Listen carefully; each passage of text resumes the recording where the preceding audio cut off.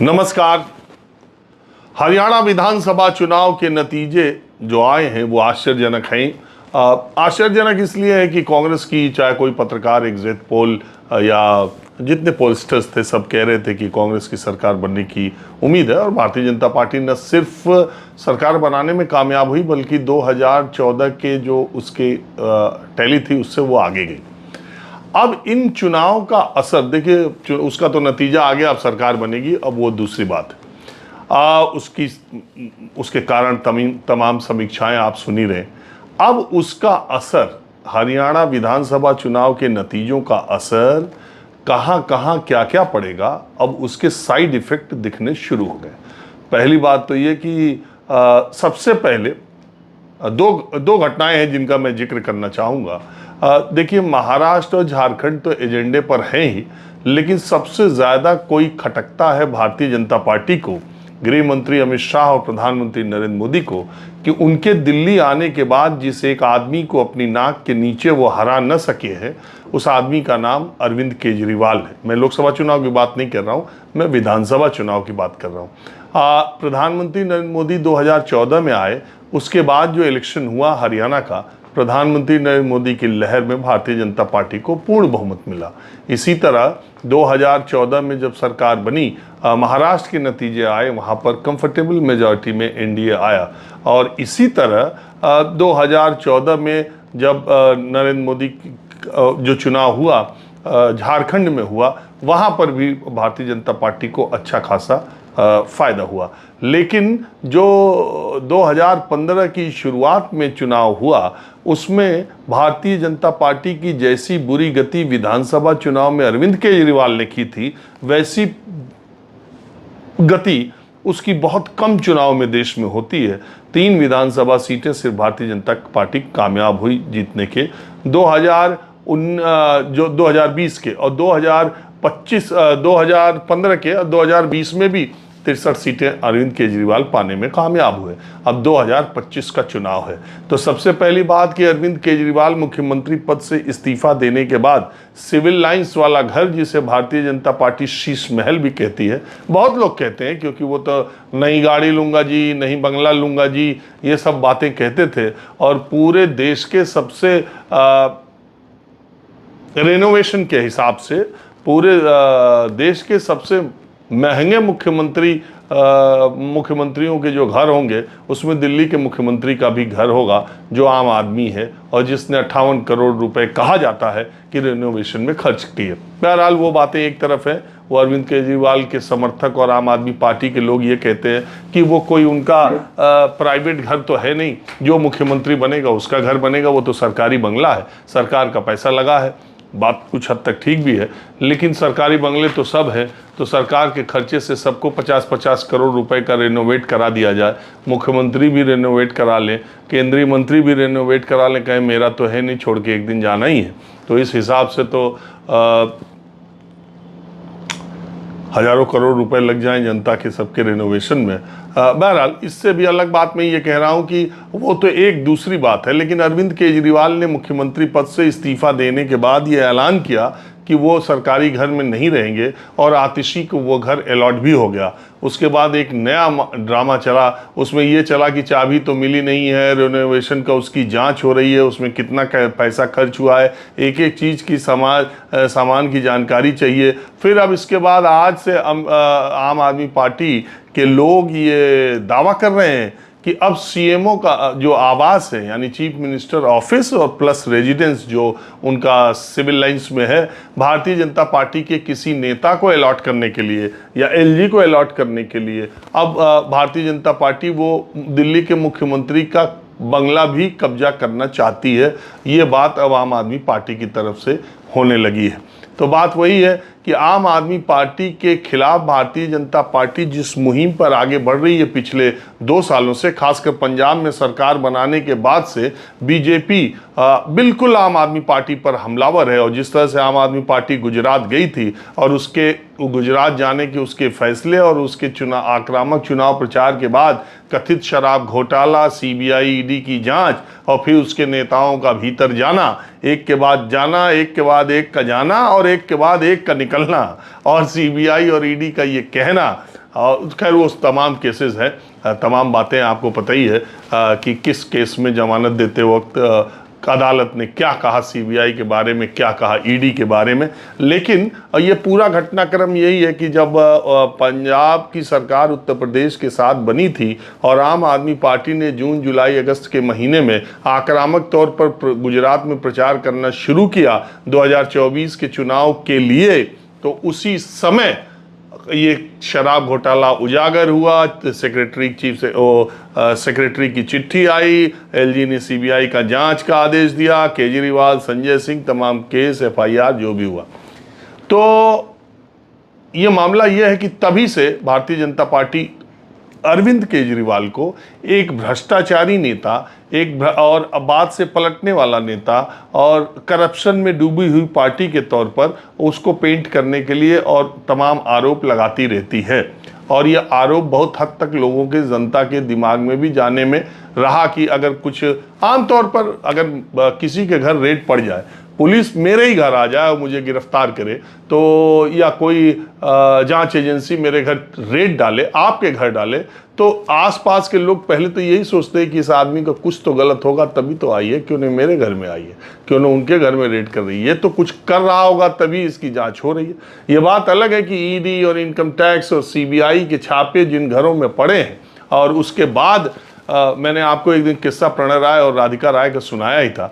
उसके बाद आदमी के बेकसूर होने के बाद या उसके खिलाफ तथ्य नहीं मिलने के बाद क्या होता है, ये ज़्यादा चर्चा में नहीं होता है।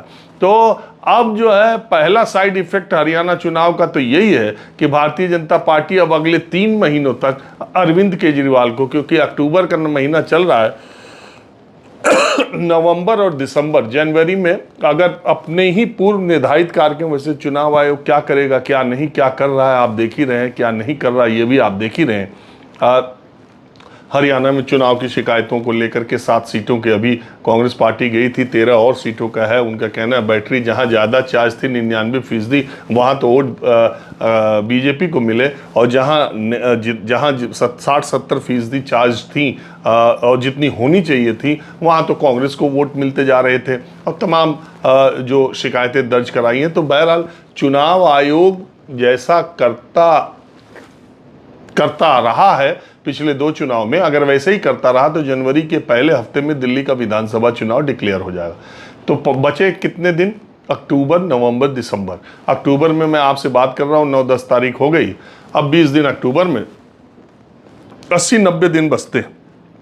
तो अब मुख्यमंत्री के घर को हथियाने का जो आरोप लगा रहे हैं आम आदमी पार्टी, अगर वो सच भी है तो वो कोशिश ये की जाएगी बीजेपी की तरफ से कि वो ज़्यादा से ज़्यादा बंगले का अंदरूनी भाग दिखाया जाए, बंगले की खूबसूरती दिखाया जाए, बंगले में खर्च हुए पैसे को और ज़्यादा सार्वजनिक किया जाए, बंगले को दिखा कर लोगों के दिमाग में ये भरा जाए कि जो आदमी अपना ओवरसाइज शर्ट पहनता है और जो आदमी अपने को सबसे ज़्यादा ईमानदार दिखाता है, दरअसल वो सरकार के पैसे पर कितने आलीशान बंगले में रह रहा था, जो ईमानदारी और सादगी की बात कर रहा था। और ये ताकत हरियाणा के नतीजे आने के बाद अब भारतीय जनता पार्टी बहुत ही आक्रामक तरीके से दिल्ली पर लगेगी। ये तो भाजपा की रणनीति आपको मैंने बता दिया। अब दूसरा साइड इफेक्ट हरियाणा के चुनावी नतीजों का, अखिलेश यादव ने सबसे पहले कांग्रेस पार्टी को चौंका दिया। उत्तर प्रदेश के 10 विधानसभा उपचुनाव की तारीखों का ऐलान भी झारखंड और महाराष्ट्र की तारीखों के ऐलान के साथ हो सकता है। उसका कारण है कि आप जानते हैं कि संविधान में ये व्यवस्था है कि अगर कोई सीट खाली कर दी जाती है, इस्तीफे से रिक्त होती है या मृत होने से रिक्त होती है, तो उसका उस सीट पर 6 महीने के भीतर चुनाव कराना आवश्यक होता है। 4 जून को जो 9 सांसद बने थे, जो विधायक हैं, वो जो 9 सांसद बने थे अखिलेश यादव समेत, उन्होंने जून के दूसरे हफ्ते में ही ये सीट खाली कर दी थी, लोकसभा का चुनाव जीतने के बाद ही, तो दूसरे तीसरे हफ्ते में। तो इस तरह से उसे भी दिसंबर के दूसरे तीसरे हफ्ते के पहले हो जाना है। तो ऐसा लगता है कि चुनाव झारखंड और महाराष्ट्र, या हो सकता है 2-4 दिन आगे पीछे, वैसे आमतौर पर बाय इलेक्शंस को भी इलेक्शन कमीशन साथ ही साथ अनाउंस करता है, लेकिन वो तब तक मतलब फिर चुनाव आयोग की बात मैं कहूँगा तो चुनाव आयोग के ऊपर है और उसके ऊपर से ऊपर है। कि कहाँ से वो कब तारीखों का ऐलान करे, लेकिन अगर साधारण तरीके से करता है तो वो भी इसी के साथ होगा। तो अखिलेश यादव ने हरियाणा चुनाव के नतीजों को देखते हुए 10 विधानसभा उपचुनाव में अपने 6 कैंडिडेट्स तुरंत घोषित कर दिए। उसमें कांग्रेस पार्टी से न कोई बातचीत की, न कोई उन्होंने उनका इंतजार करना मुनासिब समझा, जबकि इसमें एक आध दो सीटें कांग्रेस पार्टी टकटकी लगाए बैठी थी। अब अखिलेश यादव, देखिए एक बात तो ये इंडिया गठबंधन के जितने नेता हैं, अखिलेश यादव पहले तो नहीं ये बात कह पा रहे थे, लेकिन अब वो कहने की स्थिति में आ गए जब वो देश की तीसरी सबसे बड़ी पार्टी लोकसभा में है। इंडिया गठबंधन के ज़्यादातर नेता कहते हैं कि भाई आप लोकसभा चुनाव का रिकॉर्ड उठा के देख लीजिए, या पीछे जितने विधानसभा चुनाव आए 10 सालों में हुए उसमें आप देख लीजिए। अगर बीजेपी के साथ रीजनल पॉलिटिकल पार्टीज लड़ी हैं तो उनका ट्रैक रिकॉर्ड क्या है, और अगर कांग्रेस पार्टी लड़ी है तो उसका ट्रैक रिकॉर्ड क्या है। इवन इंडिया गठबंधन में भी 240 सीटें हैं तो कांग्रेस तब भी उसमें 99 जीती। 140 सीटें इंडिया गठबंधन के नेताओं ने जीती, एक निर्दलीय जीते थे जो चले गए थे कांग्रेस पार्टी में। तो उनका ये कहना। दूसरे विधानसभा चुनाव को भी अगर आप देखें तो 2021 का विधानसभा चुनाव, 2016 का विधानसभा चुनाव, 16 और 21 दो विधानसभा चुनाव तो ममता बनर्जी अपने अकेले के दम पर बीजेपी को मटियामेट करके जीत चुकी हैं। अरविंद केजरीवाल ने 15 और 20 जीता है। इसके अलावा 2015 में लालू और नीतीश जब मिले तब वो जीते हैं। तो उनका ये कहना है कि जो रीजनल पॉलिटिकल पार्टीज हैं वो तो, जैसे ममता बनर्जी ने लोकसभा में भी अपना प्रदर्शन दिखाया, यहाँ पर उत्तर प्रदेश में अखिलेश यादव, वो तो लड़ लेते हैं, कांग्रेस पार्टी बीजेपी से नहीं लड़ पाती। अब ये तर्क हरियाणा के नतीजों के बाद बहुत मजबूती से उठाया जाएगा। इसीलिए आपने देखा होगा कि हरियाणा के नतीजे आने के बाद शिवसेना की राज्यसभा सांसद प्रियंका चतुर्वेदी का सबसे पहले बयान आया कि कांग्रेस को सोचना चाहिए, आत्मचिंतन करना चाहिए कि भारतीय जनता पार्टी से वो लड़ने में इतनी कमज़ोर कैसे होती है। बात यह है कि शिवसेना और कांग्रेस के बीच जो टिकटों के बंटवारे पर बातचीत चल रही है, देखिए एनसीपी तो उसमें तीसरी पार्टी है और वो तीनों में सबसे छोटी पार्टी है। असल लड़ाई ये है कि शिवसेना को ज़्यादा सीटें मिलेंगी कि कांग्रेस पार्टी को महाराष्ट्र में। तो महाराष्ट्र में शिवसेना कांग्रेस के बीच खींचतान इस स्तर पर भी हो सकती है कि ज़्यादा सीट लड़के उद्धव ठाकरे कम स्ट्राइक रेट उनका खराब रहा, उनके लोकसभा में कम सांसद पहुंचे, और कम सीट लड़के कांग्रेस पार्टी का स्ट्राइक रेट सबसे अच्छा रहा और उसके ज़्यादा सांसद पहुंचे, तो इसलिए उसके विधायक ज़्यादा होने चाहिए। तो एक साइड इफेक्ट ये भी दिखाई देगा। और अखिलेश यादव ने जो 6 सीटों पर अपने उम्मीदवार घोषित किए हैं, अब 4 सीटें बचती हैं, एक गाजियाबाद की, एक मुजफ्फरपुर के मीरापुर की, और एक संभल के कुंदरकी की, और एक अलीगढ़ के खैर की। मुझे जो जानकारी मिली है, गाजियाबाद सीट चूंकि शहरी इलाके की सीट है और समाजवादी पार्टी उस सीट को कांग्रेस के, अगर कांग्रेस ने बहुत किया तो उसे वो गाजियाबाद की सीट से दे सकती है। दूसरी खैर सीट को भी दिया जा सकता है समाजवादी पार्टी की तरफ से, क्योंकि वो एससी सीट है और समाजवादी पार्टी उस पर कांग्रेस के किसी उपयुक्त कैंडिडेट को अगर नाम सामने आता है तो उस सीट को भी छोड़ने में उसे दिक्कत नहीं है। तो 10 सीटों में से जो 6 सीटें अनाउंस हुई हैं वो सब नेताओं के रिश्तेदारों की हैं। अगर आप उसमें केवल फूलपुर की सीट छोड़ दें, जो उम्मीदवार 2022 में विधानसभा में लड़े थे सिद्दीकी साहब, उन्हीं को टिकट दिया गया है और वो 2-2.5 हज़ार वोट से हारे थे। इसके अलावा अवधेश प्रसाद जो कि सबसे ज़्यादा इस लोकसभा के चर्चित विपक्ष के सांसद हैं, उनके बेटे अजीत को मिल्कीपुर से, और लालजी वर्मा जो कि विधायक थे कटेहरी से, अंबेडकर नगर की विधानसभा सीट से, अब वो अंबेडकर नगर के सांसद बन गए हैं। उनकी पत्नी शोभावती वर्मा को समाजवादी पार्टी ने टिकट दिया। हालांकि चर्चा ये थी कि वो अपनी बेटी के लिए चाहते थे। बहरहाल उनकी बेटी को अवधेश प्रसाद, उनकी पत्नी को, अवधेश प्रसाद की बेटी को, तेज प्रताप यादव करहल से, आप जानते हैं मुलायम सिंह यादव के जो सबसे बड़े भाई थे उनके नाती हैं। तेज प्रताप यादव सांसद भी रहे थे। उनका कन्नौज से टिकट भी अखिलेश यादव ने अनाउंस किया था, लेकिन कन्नौज के कार्यकर्ताओं के कहने पर उनका टिकट लोकसभा का काट दिया और उसके बाद उन्हें इस बार विधानसभा, करहल वही सीट है जिसमें सैफई गांव भी आता है, तेज प्रताप यादव को वहां से इस बाय इलेक्शन में टिकट दिया गया, और इरफान सोलंकी की पत्नी को टिकट दिया गया जो सीसामऊ कानपुर से एक अदालत के फैसले से उनकी सदस्यता चली गई थी। तो उनकी पत्नी को टिकट दिया गया। माझवा सीट जो है वहाँ से रमेश बिंद की बेटी डॉक्टर ज्योति बिंद को टिकट दिया गया, वो भी नेता की पुत्री हैं। तो इसी तरह का टिकटों का बंटवारा हुआ है, 5-6 हुआ है, जिसमें 5 नेताओं के परिवार के लोग हैं। अब इस पर बीजेपी भी हमलावर होगी, लेकिन सामाजिक समीकरण के हिसाब से अखिलेश यादव के टिकटों का ये बंटवारा महत्वपूर्ण है। और इन सीटों पर बीजेपी, देखिए चुनाव विधानसभा के तो होंगे महाराष्ट्र और झारखंड में, लेकिन असली जंग जो है वो 10 विधानसभा यूपी के उपचुनाव में भी होगी। तो देखना यह है कि इसलिए है कि ज़्यादातर उसमें कुछ सीटें ऐसी हैं, जैसे कुंदरकी की सीट है, वो मुस्लिम बाहुल्य सीट है। बीजेपी की स्ट्रेटजी ये है कि उस सीट को आरएलडी को दे दिया जाए और आरएलडी एक मुसलमान को वहाँ लड़ा दे, और इस बात का प्रचार किया जाए कि अगर ये व्यक्ति जीतेगा तो सरकार में शामिल होगा और आपको विकास कार्यों का फ़ायदा मिलेगा, और समाजवादी पार्टी का विधायक जिता के क्या करोगे। तो ऐसे हर जगह की व्यूह रचना बीजेपी ने भी तैयार की है, और हरियाणा से मिले नतीजों के बाद उनका जो बूथ स्तर से लेके बूथ मैनेजमेंट से लेके ऊपर तक का जो सांगठनिक ढांचा है उस पर एक बार उनका फिर यकीन बैठा है, और यूपी के विधानसभा उपचुनाव को बहुत मजबूती के साथ लड़ने में भारतीय जनता पार्टी कोई कोर कसर नहीं छोड़ेगी, कि अखिलेश यादव ने जोर का झटका धीरे से लोकसभा चुनाव में दिया है। तो अब झारखंड, महाराष्ट्र, उत्तर प्रदेश और दिल्ली, इन 3 राज्यों में चुनाव हो रहे हैं, चौथे में होने हैं। चारों में उधर झारखंड से हेमंत सोरेन भी ललकार रहे हैं कांग्रेस पार्टी को, वो भी ज़्यादा टिकट देने के मूड में नहीं है।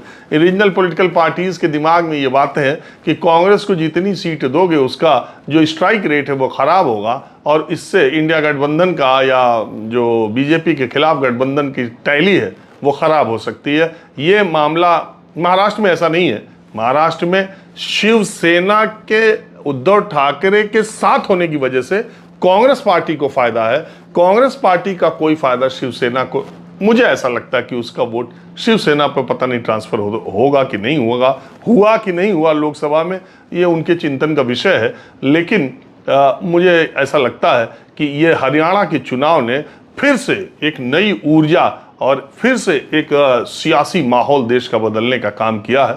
मैंने सोचा कि आज अखिलेश यादव ने जो चौंकाया और चीफ मिनिस्टर का शीश महल दिल्ली का उनके हाथ से निकल जाएगा, और महाराष्ट्र में सीटों का जोड़ तोड़ क्या होगा, इस पर कुछ चर्चा की जाए। बहरहाल फिर अगले एपिसोड में कुछ राजनीतिक घटनाक्रम, या वैसे हाँ मैं ये बता दूं, अगला वीडियो मेरा प्रसिद्ध फिल्म अभिनेत्री रेखा पर आधारित होगा। देखिए सियासत की बातें तो ठीक है, लेकिन कभी कभी शख्सियतों के बारे में भी जानना चाहिए।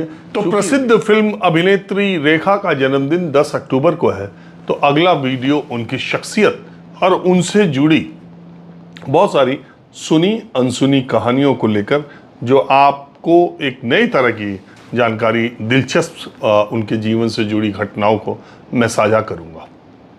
नमस्कार।